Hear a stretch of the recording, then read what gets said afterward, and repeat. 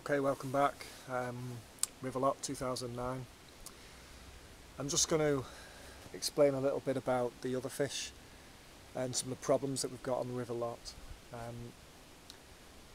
The water level is the first thing that could be a problem because of the fact that when it rains the level goes up, makes it more difficult to fish and to present the bait. I'll go through something that we've picked up, a little tactic from the French guys, a bit later on.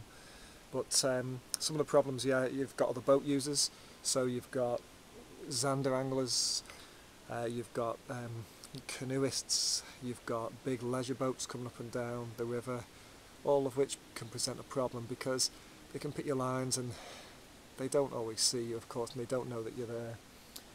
But there's nuisance fish as well. There's bream, there's chub. That's pretty much about it, really. You get a few catfish as well, the old silures. But we've tried to develop some ways of being able to overcome those problems. And one of the ways, of course, is big baits, very large baits, 40mm plus baits. They have to be pretty much air dried as well, so we tend to make them by hand, roll them pretty big, air dry them for 6 or 8 weeks before we come out, and just make a good handful. 20-30 baits for a week should last us. I'm using some black tigers as well, which I showed you on the previous film. Black tigers are used by a lot of French guys on the river. They seem to rave about them, and I haven't caught anything yet with them. It's the first time using it this time, but they seem quite good. They're a good size. 3 on a hook bait is really good. It seems to get away from the bream and the chub. Speak too soon. But I'll show you one of the other things that I've come up with, and now I'm using this line. I'll show you here now.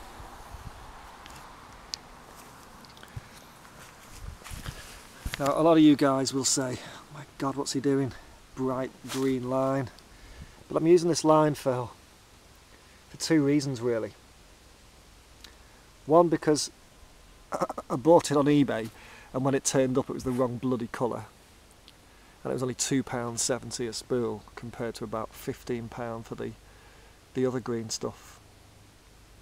But you may not be able to pick up on this, but I'm using a leader as well anyway. I'm using £20 main line, and I'm using a £30 mono leader as well. And at the end of the day, the mono leader that I'm using is a very dull green colour to match the water colour, and the fish are only going to see that last 20-30 metres anyway, if indeed they can see it at all, which I have my doubts.